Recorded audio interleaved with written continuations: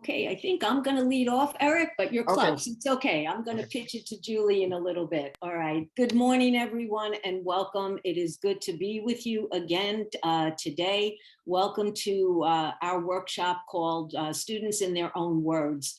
Eric, thank you for the introduction and also the support to make this happen for so many years. I am Linda Roma. I am an executive director in continuing and professional studies at Brookdale Community College. And the Youth GED program is one of several programs, several teams that I lead. The youth program is a program that is very near and dear to my heart because it's something that we developed at Brookdale about 8 years ago to meet the need in the community for a GED program. I lead an awesome team, and two of the folks are with us today, and they're going to introduce themselves very shortly. The program is funded by the Monmouth County One Stop. This year's funding, we very generously received $240,000 to serve 80 youth, excuse me, not 80 youth. But I would say that the County One Stop is truly much more than just our funder. They have been a close collaborator for the entire 8 years. When I reflected back on this and getting prepared for this workshop, I thought about how each year we restructured something to make it more student focused, make it easier for the student to succeed. And we could not have done that without the funding from the One Stop, but also their input and the counselors there. I'll give you one just quick little success story to just illustrate the collaboration and how important it is. We have monthly what's called roundtable meetings where we come together, the instructors, the coordinators, the folks from the One Stop, and we talk about the student. We look at their progress and to see what it is they need. It was revealed at one of these roundtable meetings that a student didn't have transportation to take their test, the GED test on the Brookdale's Lincroft campus. And immediately the counselor at the One Stop, raised her hand and said, we could take care of this. And I think in a few short days, there was a check sent to the student for $100, and she was able to take an Uber back and forth. And that's something that we could not do. We could not provide that resource at Brookdale, but the One Stop was able to do that. So and there's many more examples. That was just one that really just stood out in my mind. And, it's a big deal. Transportation, childcare, even for our youth, there's many, many challenges that could preclude someone from coming into our classroom. But without further ado, I am going to turn it now to Julie, who is our program administrator, and Julie will introduce herself and then Jen. So thank you so much for attending this workshop. I hope you find it very enjoyable and informative. Thank you again. Thank you. Thank you, Linda. Good morning, everyone. As Linda said, my name's Julie Pattee. I have been with the Youth GED program in various roles since 2016, and we've been participating in this conference now for a number of years, and I've been very fortunate, whether it was in person or online, to be a part of it and to be able to welcome our students and to allow them to share what the experience has been, because as Eric started off and Linda has said, the students are the focus. And also like to thank also the our partners, the Monmouth County One Stop. And like I love to say, teamwork works. And this program is a beautiful example of that.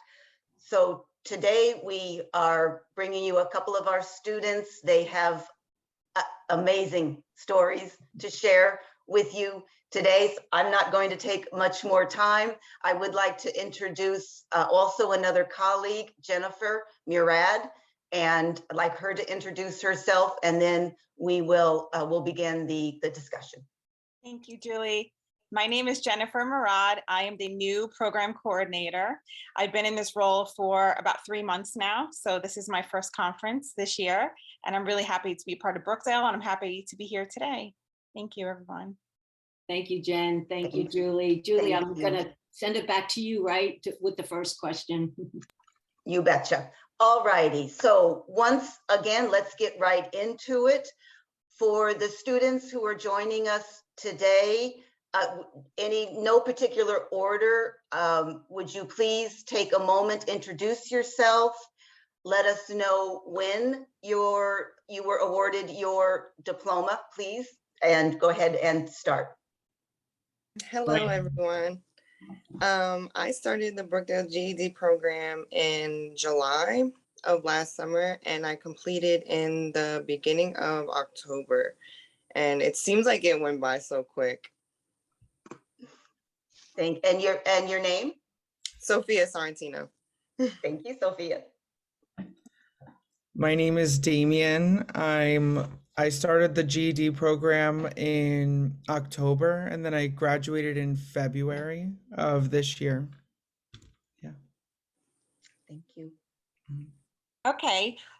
Can you please discuss the obstacles or challenges that you faced in high school before coming here? I faced a lot of obstacles. I just feel like, I had like a tough life growing up. So then when I went to high school, it kind of translated into falling in with the wrong crowd, like thinking it was okay to skip school, not really having my priorities in order. And it took, maturing and having kids to realize that, you messed up big time. So thankfully this program was here to help me, turn that around. That's great. And Damien? Yeah, so some of the things that I faced in high school were one, and like I grew up, like I didn't have a car to get to high school. So if I was like late, I had to walk up like a giant mountain to get to school. Also, like I just felt like some of the teachers and things like that were my main issue with the school. I felt like when people, are going through things at home and things like that, teachers, I guess, are going through their own things too, you know what I'm saying? So people would just assume that my life was just not, I don't know, like everyone else's, and it would be like different because they were so used to like a stereotypical crowd of like kids that where I was from. So it was just not understanding was the main issue with certain things. Okay. Yeah. Thank you for sharing. Thank you, Damien. And if you would both give us overall, what was your experience like in the GED program, and also a little bit about what was the virtual 100% virtual learning experience? How did that play out for you? I thought my experience was so great. I never thought that I was gonna be going back to school, but then when I did, it was like open arms. And Phyllis, in particular, my language arts teacher, was super amazing. She just made everything so easy. And I have 2 kids, so if I was like 15 minutes late on the call, or my baby was crying and I had to take a quick break, like she was very understanding. She made everything like so easy for me. Like I honestly, she was like my first stepping stone into like completing the program. And she was my first teacher I had out of all the subjects. So it was her, and then everybody was great, honestly. But Phyllis in particular, we really made a connection. She still checks in with me still, just to, see how I'm doing. And she made me feel so confident. And I think that was a big thing from not being in school for so long. I thought to myself, like, can I even do this? And then she definitely made me feel like, you can do anything you put your mind to. And I proved it to her, and she was so happy. And as far as the virtual, I thought for me personally, it worked out better because I do have 2 kids and I do have transportation and things like that. I opted to take the test on the Brookdale campus, because, the test setting is just better for me. I just focus more. And yeah, it just worked out better for my kids and like me and my partner's schedules and things like that. So honestly, I didn't mind it. Thank you. Thank you, Damien. Yeah, so I agree with that. It was definitely like great to have the option to be at home and do it because it gave me the opportunity to still be able to work and make money and things and be able to like continue on with my life and not like put it to a halt because, I have to go to school every day or something like that.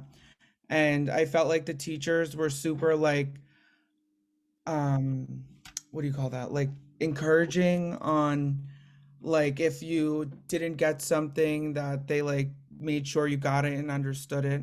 And I do have to say Phyllis was definitely like a standout teacher for me as well. She was very nice and she made sure that like I got everything completed and she was just encouraging. And I forget my math teacher's name, to be honest, but he was also awesome too. And that was, I had to take my test twice for math because I just never understood math. So he was super great in communicating with me and making sure that I stayed on task and didn't like veer off or feel discouraged. That's Sweet. great. Sorry, Okay, Jennifer. Jennifer, can I ask a follow-up question here, yeah. which both to Sophia and Damien? How many of your classmates did what Sophia did, which is to take the courses online, but to take the test in person? I Because did that.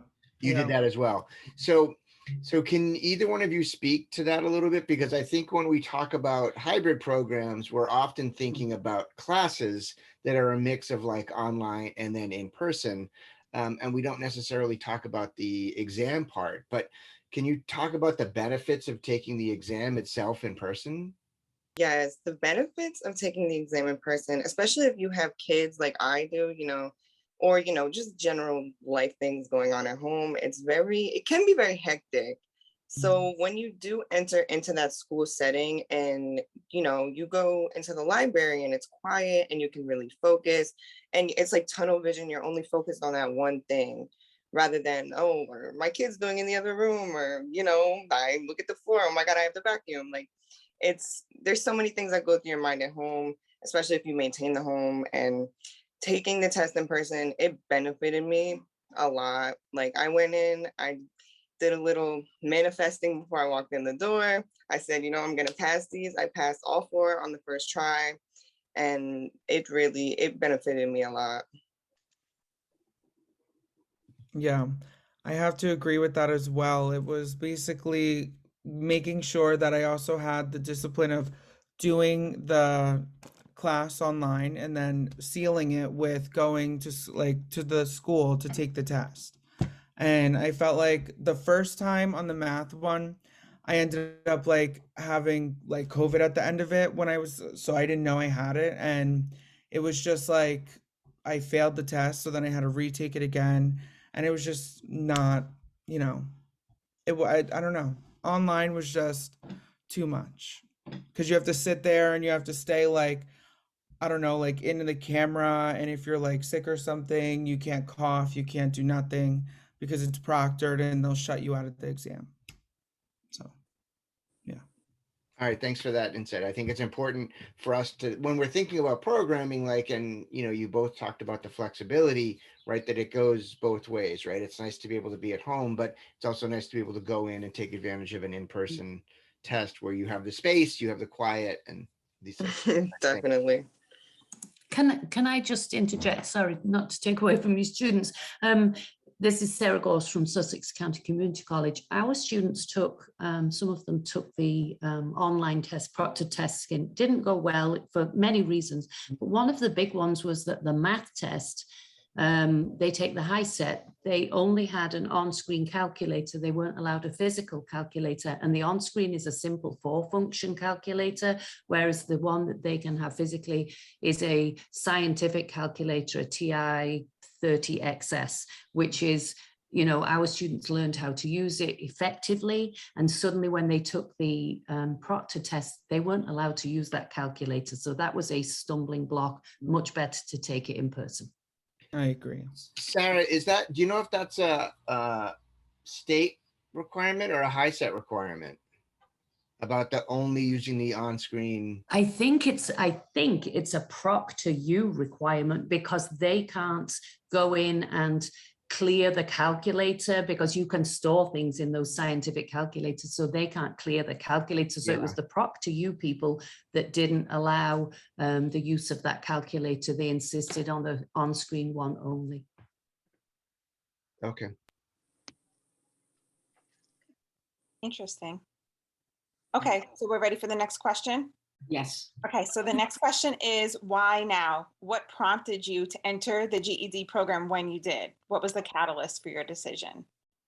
My catalyst was COVID. You know, COVID came in and shook the world and took everybody by storm. And I was waitressing at a restaurant, was making good money, but then when COVID came and the restaurants closed and everything kind of turned upside down, it really made me sit back and realize, like, what is the next step? Because obviously you can't rely on this. And that's also another reason why I chose to go in healthcare, because no matter, you know, rain, sleet, snow, hail, anything could be going on in the world, and you're always going to need the hospital.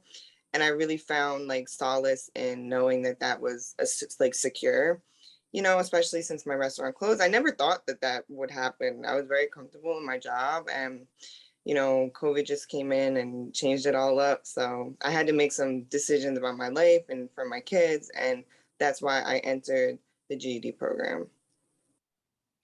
Awesome. Thank you. Yeah, so I basically entered the GED program because it was obviously during COVID. I just moved back to New Jersey from Florida, and I felt like there was just one thing holding me back from like feeling successful in myself, was my high school diploma. Like I worked, I made money, but I just felt like there was one thing missing, and it was my high school diploma. And also the fact that I was able to do it online, which helped a lot because I didn't want to halt my life. And basically, yeah, that's it. That's why I started. Okay. Thank you. Excellent, thank you. I'm going to ask you to tell us a little bit about what your immediate life and goals and plans are, and then I'll have a follow-up question to that. So Sophia, seems to be a pattern. Let's just start. Sophia, what's next? What in the near future? What have you got going on? Okay, so immediately following the GED program, Miss Giovanna from the Department of Labor, my favorite girl, helped me get into a medical career institute school. And they helped me through a sterile processing program, which is, you know, instrumentation for surgeries, sterilizing, decontamination. It's adjacent to the operating room. It's very in demand. It's never going away.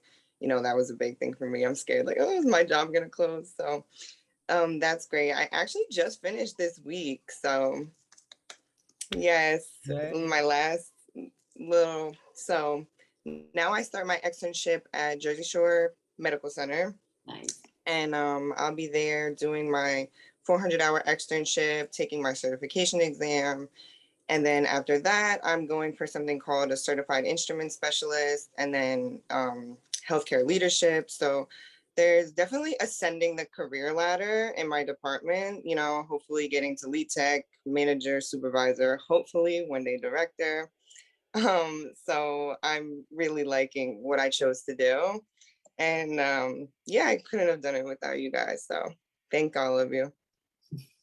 Thank you, thank you. And so, Sophia, you nailed my follow-up question. Was in about 5 years or so, where do you see yourself in your? Oh yes, yeah, I'm in the mindset from the GED program. Helped me really get into that mindset of, like, you know, you accomplish something, what's next, and it helped me, you know, visualize my future goals and what I wanted to do following the accomplishments I already had. Thanks, Sophia. And thank you. Damien, please. Yes, so basically when I finished my GED 2 days later, I called, I wanted to go to nail technician school because I wanted to open a nail salon. So I called and I basically forced them to let me into the program, even though I didn't have my, you know, full high school diploma yet. And then I got it. So then I had to give it to them, whatever. So then I graduated. I got my manicuring license. I passed the state board test for that. And then I opened up a nail salon. So now I'm a nail salon owner, achieving another one of my lifelong goals. And in 5 years, I plan to own more nail salons all over and to have a real estate empire. So yeah. Wow. That's so Damien, people are asking you to drop the name of the salon in the chat. So I am the oppor- proud owner of Picasso's Nail Artistry in Point Pleasant. Oh, Come check it out. Okay. Yes, I'm doing a lot of renovating. I just got a lot done there. So yeah, come check it out. All right, so I actually have if it's okay, I have a follow-up question for both of you on that. I mean, you both have very distinct career trajectories now, career goals. So is there something that you thought, looking back, when you were in your GED classes, you thought, this is stupid, I'm never going to need to use this in my job, but now you're like, oh snap, that was actually like helpful that I learned that in class? Yeah. Yes, I feel like when I was in the GED program, learning, because I had never used Zoom before, so learning how to use this, learning how to use the Zoom, some days my classes would get canceled and then I would have to get on the Zoom. So I was thankful that the GED program gave me a little conditioning phase of how to operate Zoom. And as far as education, just, communicating on a more professional level, because the last time I had an education was in high school when I was technically like a kid. So I felt like when I came back into getting an education as an adult, communicating, especially even if it's not via Zoom, via email, anything like that, it helped me, it prepared me for getting, a career. Yeah, I felt like it gave me discipline. Like I was missing one thing in my life, and the one thing was discipline. And I felt like it gave me some sort of like boundary between, school life, real life, and I needed the diploma to feel accomplished in that sense. Do you give teacher discounts? I actually give student discounts, Okay. but I will offer a teacher discount. I should. Yeah. Oh my goodness. Thank you. Thank Great, you. guys. Really inspiring stories. So nice to hear. Okay, so are there any final thoughts, anything that we didn't touch on that you would like to add? Yeah, I do have a final thought. I just wanted to add that, a lot of people know that there's a lot of stigma around people who didn't, graduate high school, and you kind of get looked down upon. And, me personally, I didn't have a diploma. I have kids, I have a bunch of tattoos, so there's a lot of like judging going on about me, even though, you know, I can't help what other people think about me.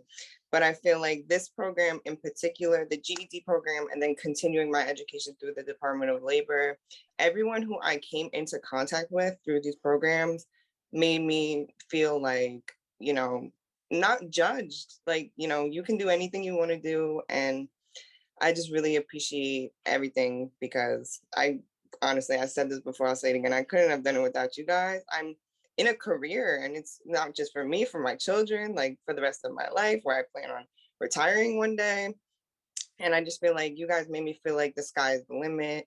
And there was no stigma, or like nobody made me feel like, oh, you didn't do this, so now you have to come back and do this. And no, it was always just like looking ahead, never looking back. And I appreciate that.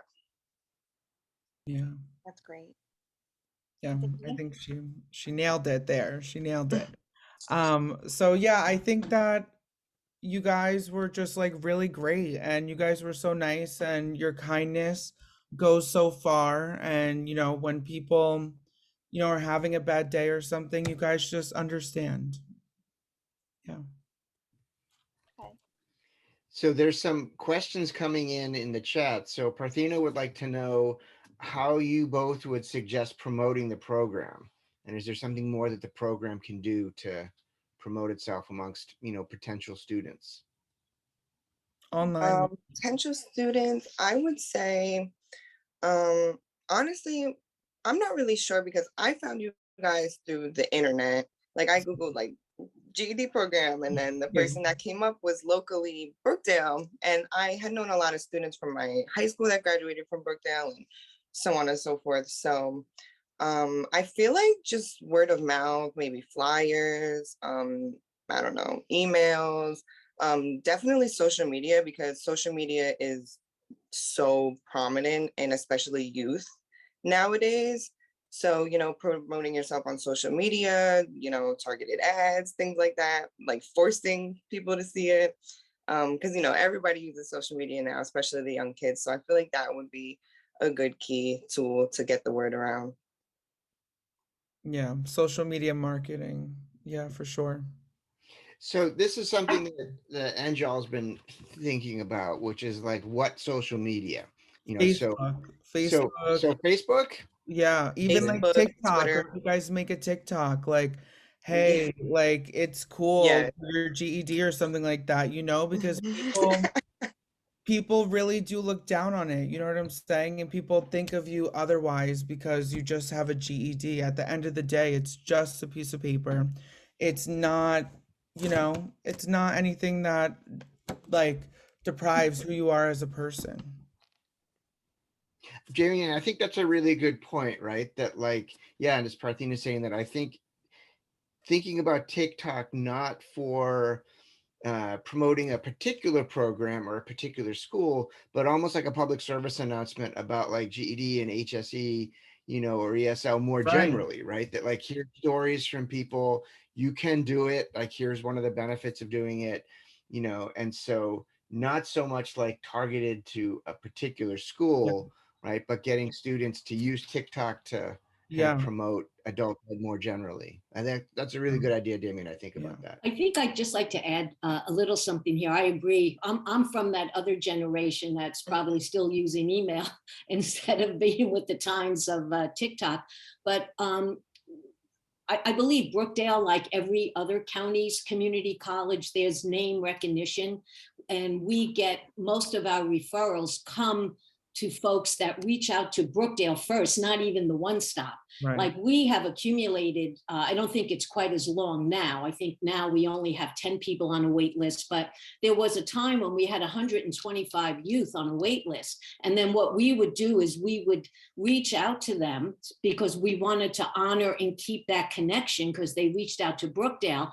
But then at the same time, we would also reach out to the one stop and say, okay, here's the names and phone numbers of the moms, the dads, and the kids that want to come into the GED program. So I think it's like most things, it's very multi-pronged, approached. And just also, Eric, this, and anybody else, I'm not sure who else is on the call from NJ All, but Barry Sample, how many years ago, maybe 20 something years ago, he fought to have the diploma say high school diploma. So Yeah. if you look at the diploma you get, it's the exact same diploma that someone, receives when they walk across the stage. It doesn't say GED, it's high school diploma. And it's, it's, as I'm sure most of the folks on, in the workshop know, it's not an easy test. It's not easy at all. So it is a great accomplishment, and it's a lot of hard work. Yeah. I had a follow-up question, if I could, Sophia and Damien. What would your advice, or if a friend of yours or a friend of a friend came to you and they were kind of on the fence about, I don't know, should I go here? I don't know, maybe my high school's not working out. And they came to you for advice about your experience. What, just, in a sentence or two, what would you say to recommend the program to? I would say, look at me now. You know what I'm saying? Look at me. I came from a place of nothingness, I guess you could say. But I would tell them it's okay if you can't complete high school, there's other like alternative options for you, like your GED, high school diploma. It still says high school diploma. And I would just tell them, you know, it's okay. And it doesn't mean that you like aren't going to succeed in life just because you can't finish high school, you know, and to just go out and get your high school diploma. Yeah, I agree. I already, some people are probably sick of me. I recommend this program to everyone I come into contact with who hasn't accomplished their GED or, dropped out of high school. I always say, the Brookdale program and then the Department of Labor, like they helped me so much. Like you can always see if you qualify for certain things, and like it doesn't help but to try. The worst thing that can happen is, it doesn't work out. But I would just tell them, everybody doesn't take the same path, but as long as you get there, that's all that matters. Thank you. Thank There you. there was another question in chat from Maricel, which is, what did you have to do to train yourself to make learning on Zoom work? Right. So when you started, when you started school in Zoom, right? So what did you have to do to kind of rethink how you study or rethink how you work to make Zoom work? You had to know how and when to study and discipline yourself. It was about teaching yourself how and when to study and when to set your classes up for. So it was taking responsibility. Yeah, I agree. I had to, change some schedules around to make it work and figure out, we do our classwork on Zoom. And then, as I said before, I had to figure out how to use Zoom first. And then once I did that, I would have to schedule time to study, time to do my homework, and, get everything done. But I mean, in the end, it worked out. So I like the Zoom. I think I think it's a good tool to utilize for students, especially students who are getting their GED, because they don't have like the cookie cutter life, obviously, or they would have had their high school diploma in the first place. So it really caters to everybody's needs. And I think once you learn Zoom and you get in the hang of your schedule and things like that, it comes really easy. Was there any difficulty switching from Zoom world to back to in-person learning when you were doing your internship? Honestly, a little bit. Conflicting, like people had to switch their schedules around for me for childcare and things like that. But as far as like actually being in person, I didn't mind it because I like really like to engage in my learning. Like in my class, I sit in like the first seat in front of the board and I really soak everything in. So I didn't mind it. And also my profession is really hands-on. So besides the book work, we were doing a lot of things physically, like in labs and stuff like that. So I liked it a lot. Damien, your profession is literally Literally hands-on. hands-on, all hands on deck, and making sure everyone's nails are great and educating people. I actually educate people like in school all the time. I went into school already knowing how to do nails. I've been in the nail salon since I was 12 years old. So it's just like when I went there, people didn't really know, and the teacher just wasn't really. That was just like not a great school. I do have to say that that was not a good school experience when I left and went to, you know, manicuring school. So it was just different.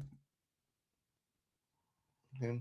There's a question from Neha. So what advice would you give to tutors who are starting to work with students like you? I would tell them to just be patient, try to be as flexible as possible. Everybody has their own life and their own story going on, and we all have a common goal of passing the GED test, and the tutors helping you pass the test, you're working to pass the test. So if that is the end goal, just try to be as flexible and as patient as possible to try to, accomplish that goal.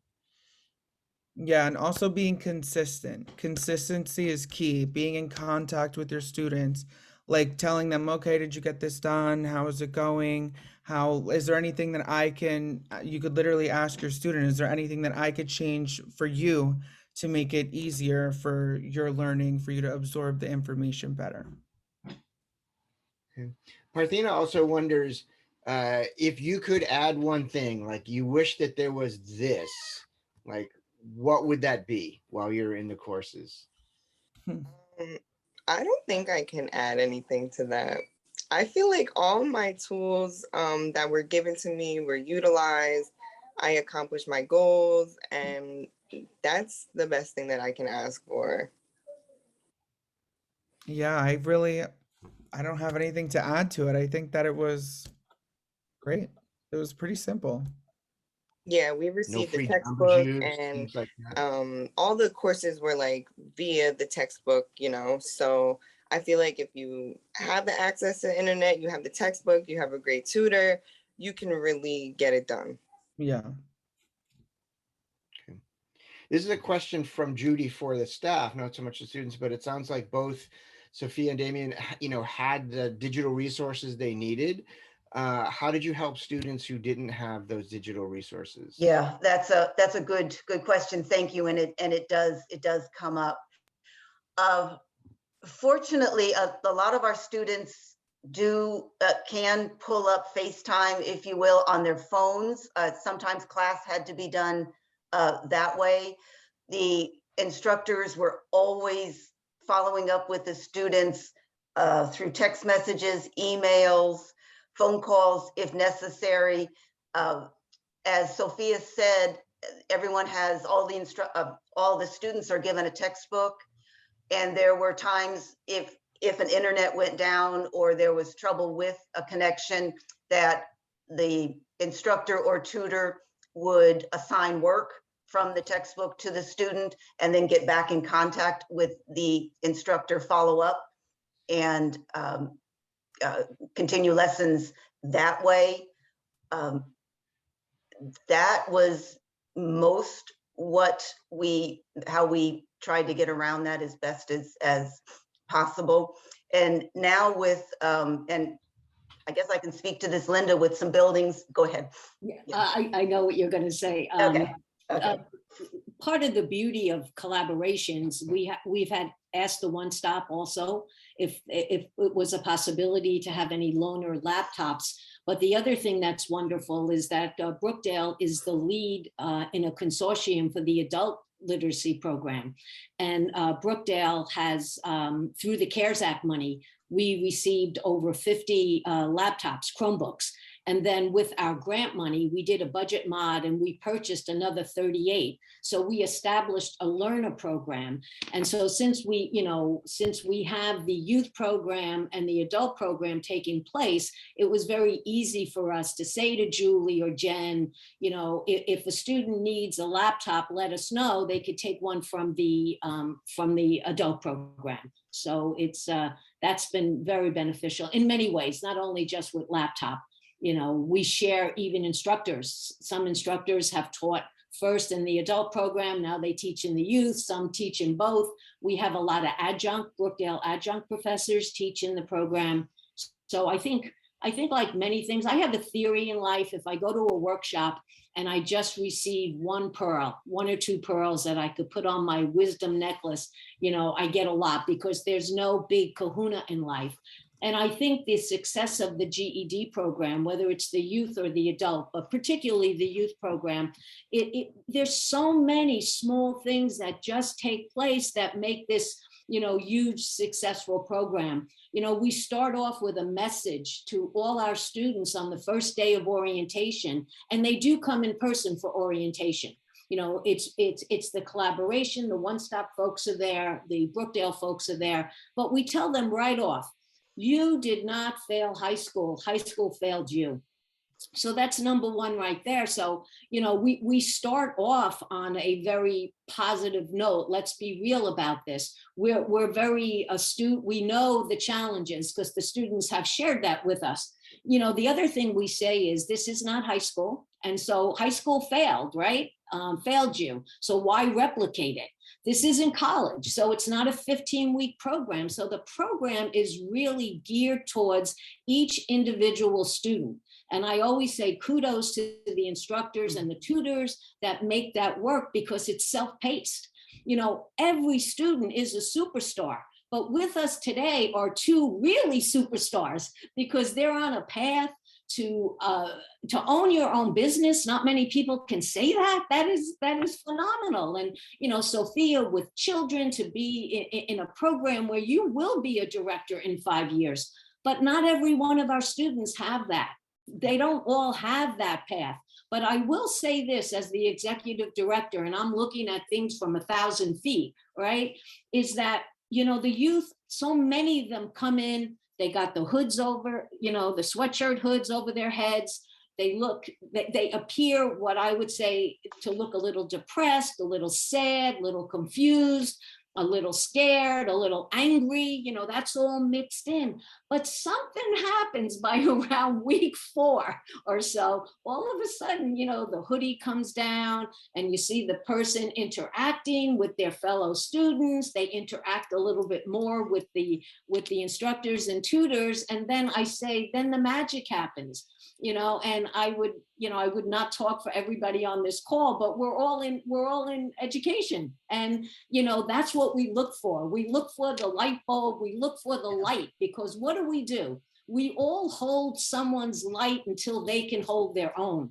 And I think, when you base a program on all that premise, it has to be successful. And, sounding like an administrator, but I will, we look at numbers, right, Giovanna, right, Susan? I see you both on the call from the One Stop, but our numbers support everything that we're saying today, because we have a high completion rate, and we also have a good rate of students going on either to Brookdale, the military, to a trade school, to or to employment. So it's pretty wonderful what this team does. And I could not, be more grateful and in awe, of the students, but also the teams that work with the students.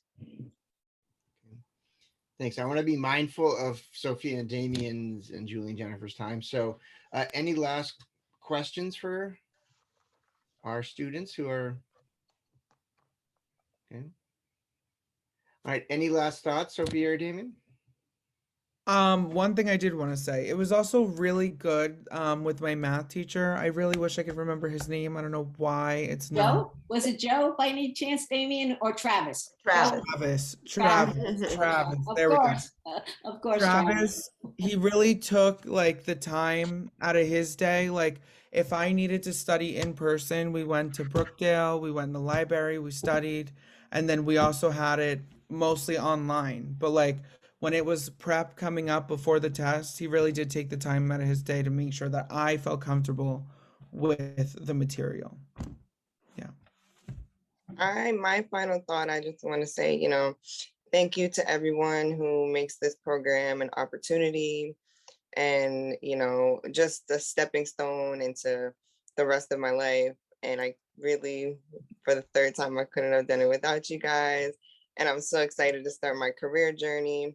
And this was that first initial step of getting me out of that comfort zone to, realize, like, taking a step back and look at the bigger picture, like, what do you want to do for the rest of your life? And I didn't know what I wanted to do entering the GED program, but going through all the subjects and figuring out what I liked and having great instructors and, the communication was great with everybody in the program, which was a really good thing for me. I never felt left behind. And even after I passed the test and Giovanna helped me get into the program I'm in now, checks in on me. How are you doing? I'll email her, I'll call her just to, give updates. And just so, you guys feel that you are doing this and it really does, have a big impact on people like me. So thank you guys. Yes, Right. thank you. Thanks both. So yeah, so Damien, good luck with your steps towards your combined nail and real estate empire. Thank you. And Sophia, good luck with your career trajectory. I hope I never have to see you I at hope work. not either. So I'd rather see you outside of your Don't violate job. HIPAA, but I'll make sure. Okay. So I have I put the PD certificate, the link for the PD certificate. If you need that. The other thing I will say is that tomorrow at 10, speaking of learner voices, tomorrow at 10, we have writers from the Adult Learner Writing Contest coming and sharing. And right now, the people that I have confirmed are Kleber de Oliveira dos Santos, who's LVA Camden, if any of you are from there, Monica Oblites from Somerville Library, Nadej Dardampre from JVS, Vera Mohammed from JVS, Andrea Serrano from LV Somerset County, Sophie Pierre Lewis from LVA Essex, Alberto Silva from Literacy New Jersey West Hudson, and Stephanie Mendeville from JVS. And I'm sorry if I mispronounced any of those names, but congratulations to those students. They'll be reading selections from their pieces and then talking about their work as writers. So I encourage you to come to the session tomorrow to hear directly from the writers about their work. All right, so I want to thank everybody at Brookdale, Jennifer and Julie and Linda for pulling this session again together. And then, of course, Damien and Sophia for your time, your insights, and for your, I think your inspiring stories. And Thank work. you so much. Guys, for making it possible. All right. Oh. All right, Bye. take care, Bye. everybody. Everyone, thank you.